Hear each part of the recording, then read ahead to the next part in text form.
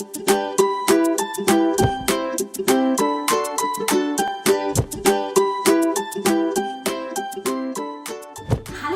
today I'm going to talk to you about a cookbook written by someone you will almost certainly have heard of.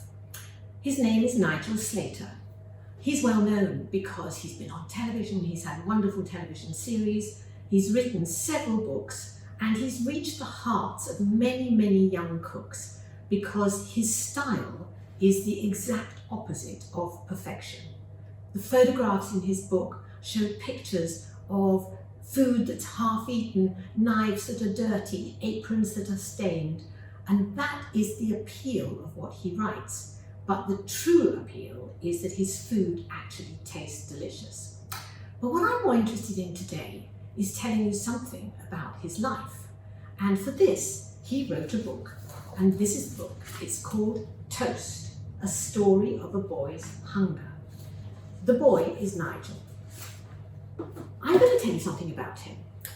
He had a difficult childhood.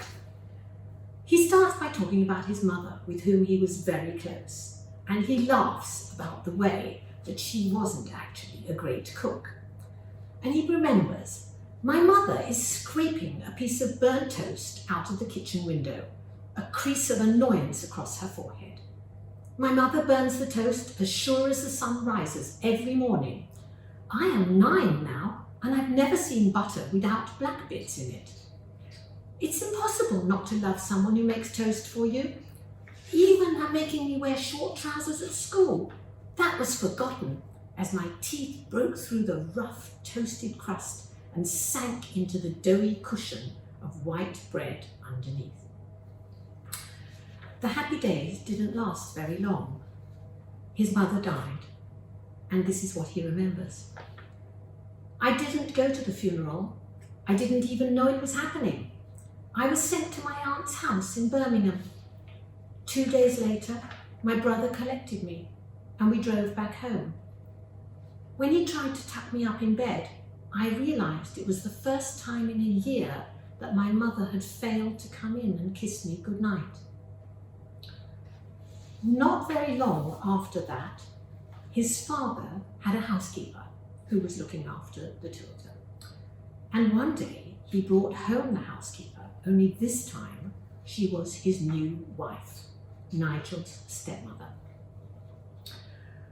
She was sitting there in one of the garden chairs, tight lips, tight perm, 20 embassy and a cigarette lighter in her lap. You can call me Auntie Joni if you like. I walked straight past her and round to the kitchen door. I told you, she snapped at my father.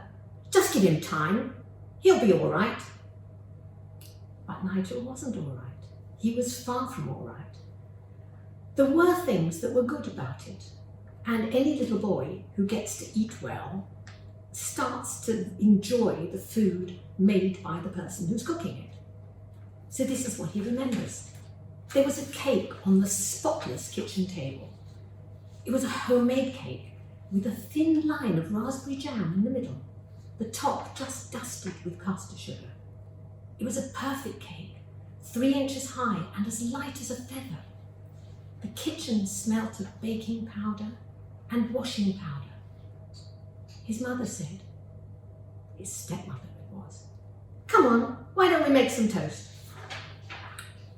At school, Nigel started to have cookery lessons. They happened every Wednesday. And very quickly he realised that he loved cooking.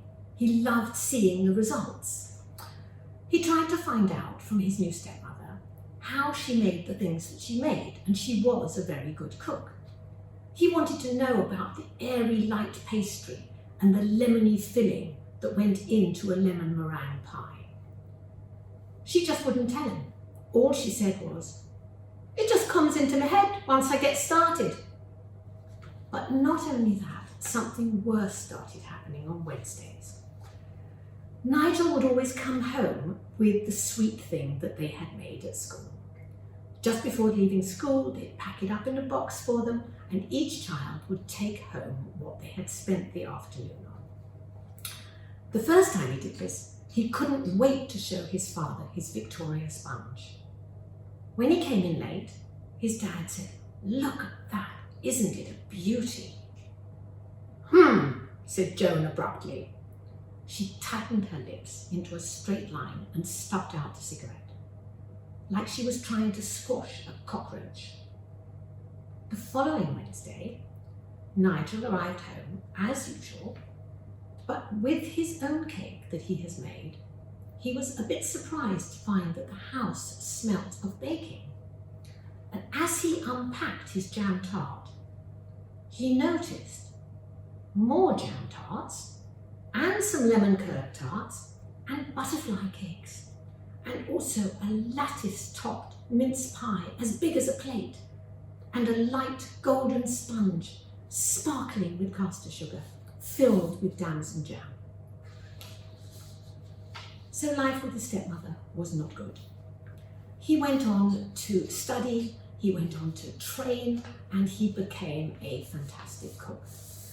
The results of his work are that he's known everywhere, and many people follow his recipes.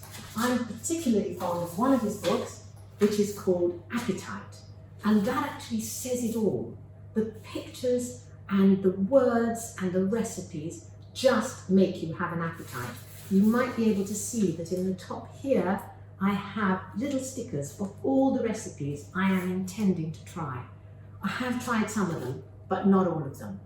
But I strongly recommend that if you want to dip into a book, you should try to get yourself a copy of Toast by Nigel Slater. I think you'll really enjoy it. Thank you for watching.